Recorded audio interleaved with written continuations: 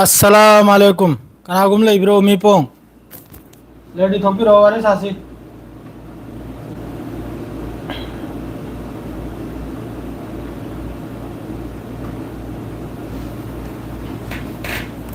Chak se thongat pana tawri nahi di. Chak se bhai tang thongat di. Sang se nahi di thongjal le thonga gai na. Hapchal khare sai nong thil lo rang macha da. Lejal khomjal le mega chakhim ne do dum ko kada kam halle. Laitro loin tum na khara bro kaino ne.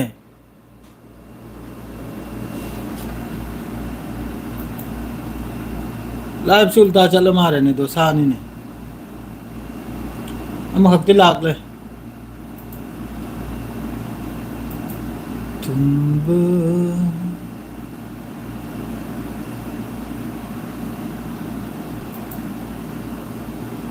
Bro fast view. Hi bro, hi. Aile residi Riyaz Khan. Riyaz Khan nang lai bro. ID lai tera mara na khallu re. Maam thola ki jana. Kai na tawri se na gyanam ta de da si di helam thoki ba. Kara de man changi se. Ha, hojik to lai. Okay.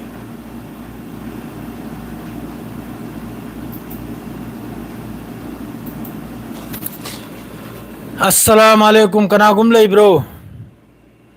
Hi WhatsApp group ta yaoge hi raga bro. Adunang kanam to ro dona thajal odona nang na tharak raga yaoge har ge ya bro. Ai chak loi re. Sang tani ngai re. Icho aina hi ki bedo comment to rage kari pono ai pungkau kau khare gunjau amtang hai bi ro please. Ai si thabuk su dre kare ga di amna wargi pau taning ba hairake bro news update news ti lan taunari aduni madu mathakta nahi moigi markaba teng ani ma thugai kanum manung dani si akoi gi jabaliya hari sira madre jabaliya da mioi su karam su si acham mioi su tab ning na harke tai wari sa na kisi hojik whatsapp ta mayam na ita omkhak na akoi gi kanum gi thara ido taxi driver madre dia ba house driver ki adu ki du kana gumba passport gra symbol dia maktang line am torega amtang yeng hone adu afau thabuk ni nungai thabuk ni taxi do adu hai gai ni dai na tor sama chadri sang thongi dre chak ti loi re asai nong thil lang jalam bani marak sarak ta ne na du lak paga adu an hap kala me ko karda hai bro charani nai sansa khar lo rak na thongi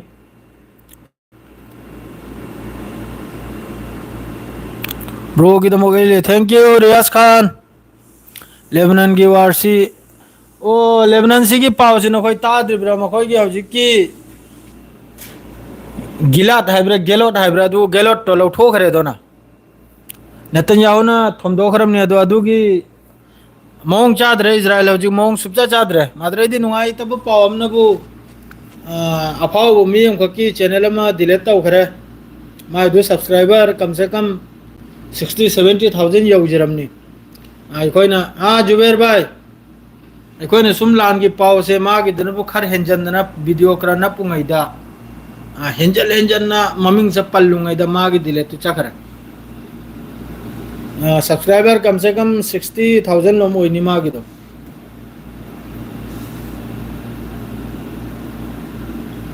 hangune Jubair bhai hangu kaino hang do hangune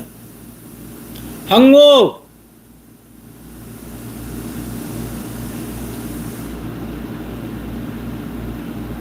Oi hango ame Jubair bhai hango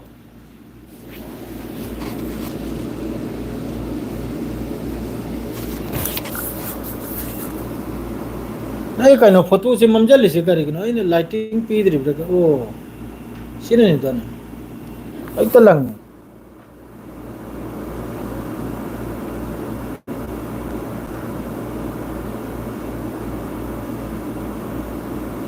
Hi Century Tram ne lag se farim ni de tram se amna lan pam minate tram si lan pam minate mana hojik mana budi win wai re hojik adu athu bada lan si lepagi itaw na salam taw budu assalamu alaikum hay budu alaikum hayu अस्सलाम अलैकुम okay thank you Zuber भाई अदुम हायरपदु आई हराव जायगा अदुम ताकपीरपदुनी सिददी अदुम याखोइना अस्सलाम अलैकुम हाइना अदुम चखरे अदुना ने माद्रेदी सिदा यामबदा सलाम हाइना सुमक्ता तौ याबने samna sigi tinnaba mai chigine salam haina dum hairaga dum ya khoi khangna ya adu ya khoi rom de tani juber bai assalam alaikum haina madredi kanam tawri dum adu somda sang le ramni na aduna saigi bera do karim adu ai phare chum thok chege bera leite phajo ani nang na hare do assalam alaikum phajo ani nang do second ang khot le ram kho ta khong rao kare mai tre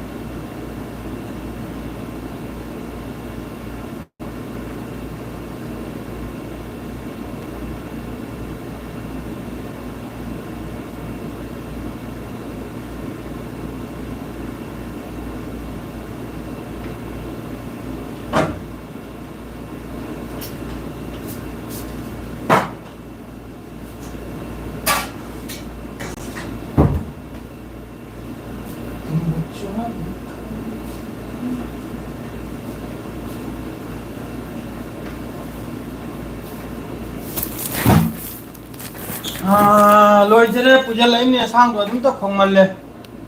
WhatsApp याउनिंग बदो number थारो फजय century नंगी वाइद याम फजय अदु सीनी हजिक ने Trump सिना कनम सिरि ngam खरे election सिरि अदु अथुबदा कनम सि ओइरकनी लान से अदु याम सांग बुदि तौने फाजद्रे राइदि ट्रम्प की सरकार सिदा लान से अदु याम थोकना दा अद्रेजी सोमनबु एखोगी कनम मनुंग सिरा मिचम सि याम सि मही आराम सिदा जबलिया हारी से सीधे यामना मिसी सीग्रा मिचम ममाइचा अहुम अमक्के ममाइचा अहुम अदु सो सीबियाव खरे पुन्ना फैमिली एमदा अदरेदी नय दुम व्हाट्सएप तो वारे सानो सेंचुरी का दुम वारे दु ताउनो जुबेर न कोइगा अदुम तौदना माद्रेदी हौजी ईरान नसु याम कन्ना कनम दु अमेरिका दु जाय खरे या कोइला ईरान न महोद कनम लम थया भाई कोइगी एजुकेशन थमजे याबना हजिकसु मतम लैरी गाजा मनुंग माद्रेदी लेबनान मनुंग लान से अथुब लेप तारगदी ईरान न लान तौरो है अदु लान से लेप तब तारगदी ईरान न सोदम की लान से तौने आ जाबो मा हराव जमनी तो मा हराव जमनी ट्रम माही ममई पादम मिनी खंगिब्रने ट्रम माही ममई पालबो मिनी आसु यार आही कमतम करी हाइदोरो कनी कदम ठीक लेते आही कुन ठीक लेते मिनी आही मता चाद्रदी कतर अमा इस्लामिक कंट्री में सिर्फ पैसा लिखल चार है कने पैसा पाम मीनाबा कोई पैसा चाव मीनाबा है पैसा कर जैसा अरब कंट्री में उत्पादन है तुम लेखल की दम खुजो खला पी दे तने टोक टोक लो आई पी रो है तो कोनो ठीक लेता है अगाव मीने सेंग नाइता तुमिने लेबा है ना बेरा थांगे से तुमिने लेबा जे हारी खरीदो आई बेरा ना माद्रे दिन उपी तो सुई आमना इजराइल हैं चोंगलम बनी सुथी ना फुल सपोर्ट ट्रम्प ने नुंगाई तक वाम खक्तंग मागी कनो खक्तंग यावरी मान हारी डायरेक्ट ईरान की न्यूक्लियर साइड है जे टेक तौनी नाय डायरेक्ट हाई भूम याव अद्रेदी मान हमका हारी न्यूक्लियर डील हमका नौन से तौने नाय ना ट्रम्प की तरफ तगी ने तो ट्रम्प की वारे जे नातन थम करे जे हजि यामना हजि बेरा वरिसी इजराइल मनुंग दनि सुथि ने बेरा वरिसी इजराइल मनुंग जब जु लंजाव चोको नि थोइ से लंबी हाईवे टू यू लोइना बन इजराइल हाईवे टू यू लोइना बन लोइना जो प्रोटेस्ट नहीं हाँ,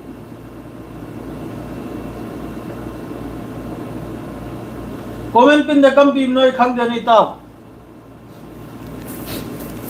nang gi number thek lau tho do na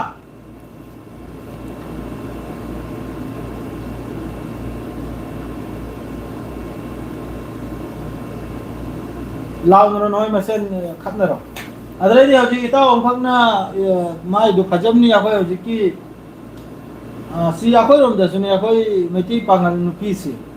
khali tang cheksal bana di pai kin cheksal lo pai si amna si gi complaint si mapom de ma yam la imahi mahi akhoi gi lai ri go ji ki united manipur habla kare no akhoi gi aduna tawruka khomsat kara adu khaju ni adu mohoi dina dum se na bi de adu yamna thagat pa amna apo podam ni korom da suni si gi wa thok se yam taw korom makhoi na do khom taw ke lai do khaju wa pom ni adu na hi kanum manung sida lan se hojik lan se kari mong do pau si pi si ga ne to khalim ni lan se me am da du bai ta na mi ko na gi ko na hi gi live se kare ga di numi chupa karan tawna no phajana sini si lo na khoi ko mi ngang ta ni numi chupa hizbullah se numi chupa madre hizbullah na ji imat 5 prahad adu kra adu puthok na kapsal ba ura israel manung sida adum tawdna madre di अब हम the रोके छिले अदुम 24 घंटा Israel में नुंगा the काप्सलम 24 घंटा अदुम काप्सली में लेप तभी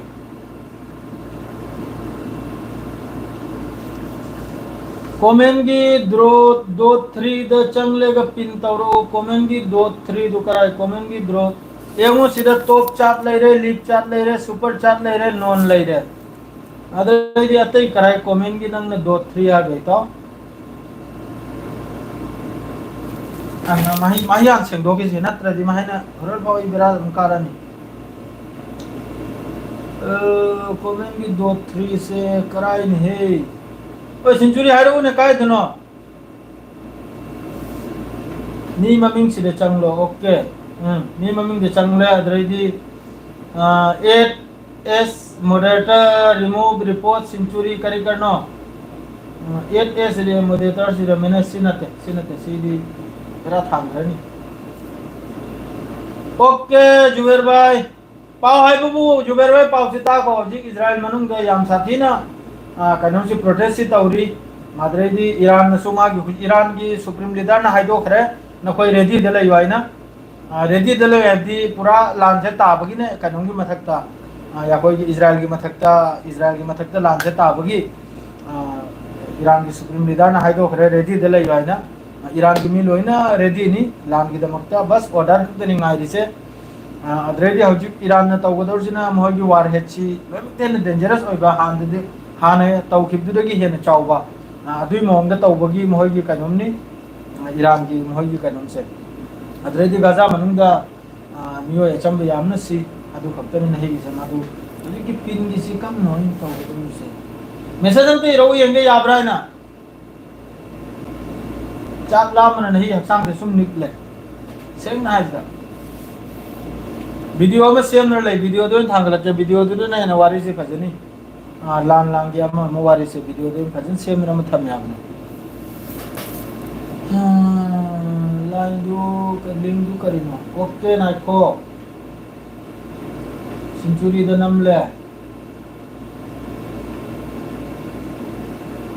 ओ मका द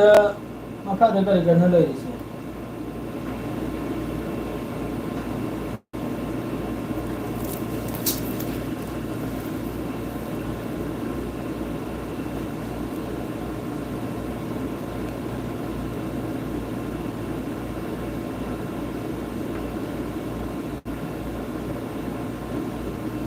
आइडिया की मी सोय दमके सिरमगनी इजराइल द मादरे दिन वाइ पोंगबा अखोई की इजराइल द ने अखोई की कनम से वा गयाबा अको हरे के ने तलत हरे के कई नोनी लोने सेंचुरी की मैसेज में डिलीट हो जे करन तो ज्ञान में तार देनी हई या हाई कोई हिन्नी में सेंचुरी नंगी मैसेज ना बनंग ता पसिम तने आई लोना जो बेरा था में तो सी जी आई जी कम सेम बना बाई से आई सेम सो आई ताबा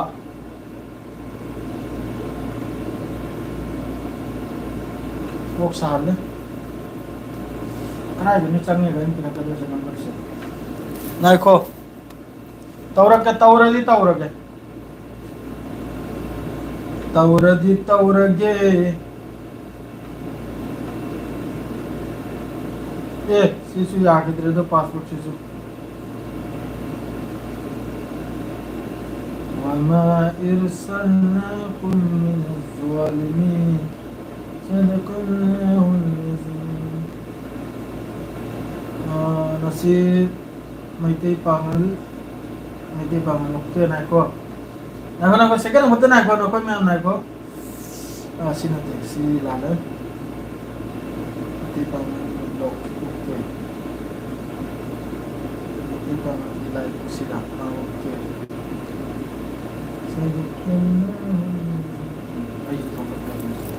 आई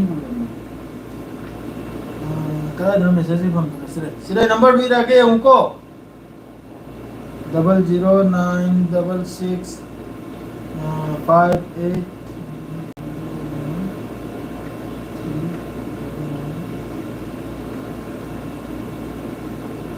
अदरे नंबर ठोकला बरे नंबर ठोकते कहीं ना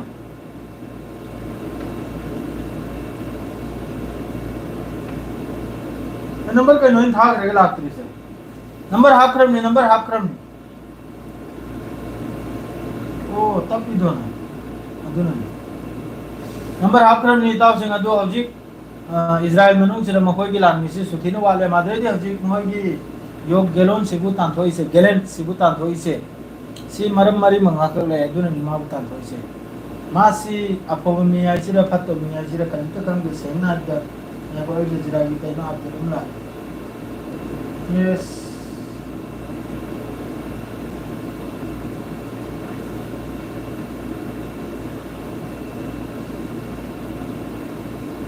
बस प्रेजेंट तो रहे लाख तो नंबर दो लाख खरमी ने कहीं नंबर दो वो लाख त्रिप रो आई था खरमी ने नंबर ओ रबीस एम के लाभ रो नंग आई था खरमी नंबर दो आई ये कमेंट में ते पांगन ने कमेंट लाख ने ओ खरे अदु सीनी अदु मा बुतान दो इसे मरम मंगा खगले करे दिमान अहम दहारी सिनबु हल ममांग जमान हाई खर ले अथुबदा हमास का फमले गने अखोगी मी फाग्रि मगे से थादोकनबा दुगी वासे नै नसे वादो होदो पाइन अदरा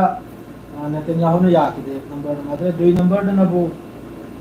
मखोइदन हल ममांग दे इटेक तौकिदो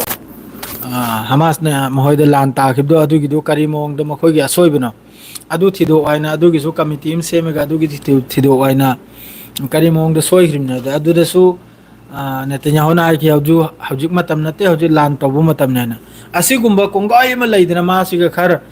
हानदगी 2003 दरा कइनो 2000 कयादनो सो अमक मा लौथौरमनी अदरे पब्लिक मयाम ने प्रोटेस्ट तौबदगी अमक हनरा लौजल ग्रिमना दो हंदक अमक मा लौथोइबनाबा कराय दिमासी खरितंग कनोंगी खिलाफ त ngang ले नेतन्याहु गी खिलाफ त खरितंग अगेंस्ट खरितंग चप्पा अमान चलिदना अफमरम दे चलिमने थोबदा वा हाइनरगा फादना थमगे खोदखिबदो अदरैदी अदुई मनुंगदा हौजिक अखोइगी कनोमसिदा गाजा सिदा हौजिक मखोइगी मिसी याम सोकलाबा अदुरगी लेबनान कनोमसिदा अखोइगी हिजबुल्लाना सुन मिचु कापचल इमनिदो सिदा मयाम मा रॉकेट तो के तादना मखोइगी टेक तो मयाम यावरिमनिदो अदुना तबिदा हौजिक इजराइल मनुंगसिदा मखोइगी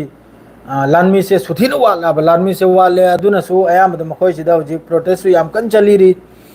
कनो मनुंग सिदा इजराइल मनुंग सिदा हौजिक सु इजराइल मनुंग द प्रोटेस्ट नि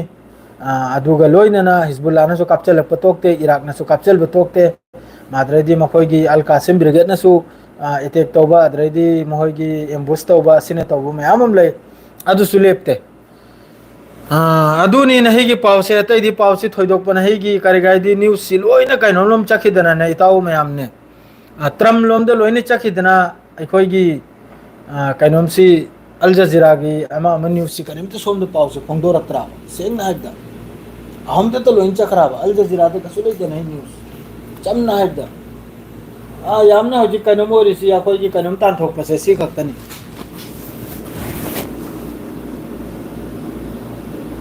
सिगी न्यूज तनाब नहीं Galen tang thok pe kari ki tan tho inno kari no karam no death roll rise Israel attack on Balbek to su attack to Israel na in case you are intele I-24 ang ting lang magana ko तला तला है क्या नाम तक सवाल की में से तेल अभी तस्वीर हम चावना अटैक तो उखरा लेबनान की तरफ तक ही नहीं हरा वो पाव नहीं मिनट कुल नेपाल में मांगी पाव नहीं को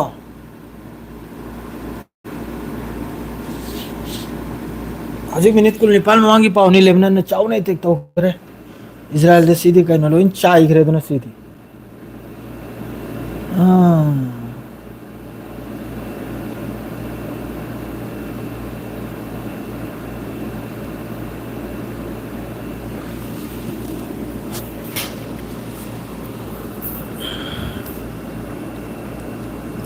मिसी आमे 70 एवरे नत्रा उबुत्रा एवरे कमेंटू सीधा तुम कमेंटू पागे करे करे कमेंट हाबी रखलो मैम चाइना नंबर चिन्ह नंबर हायरो को इखरी दुदी ना होजी हाय ब्रो इजराइल की होगिस माने माने असेंग मनी मोय अदु से लगनी मखोय तौर से फोन नंबर दो चिन्ह हायरो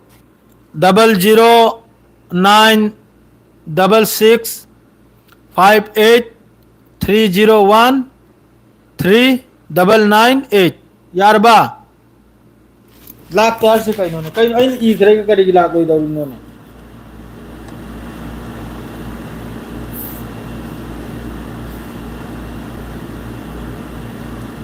इन ई करेगा करेगी ना लाख कोई दौड़ से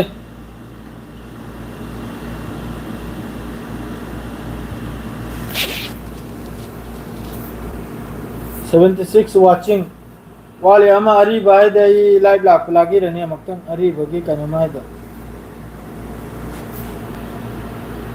sama kai rah gaya 0096658301399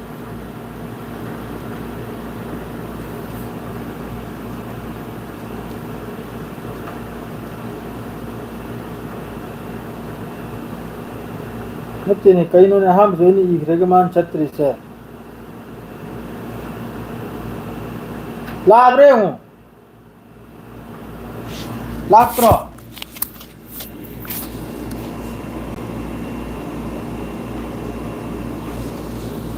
वो चिन्ह लाभ खरीदो तुम तो रसी से तुम फरनी अस्सलाम वालेकुम अस्सलाम व रहमतुल्लाहि व बरकातहू नसीर भाई हायो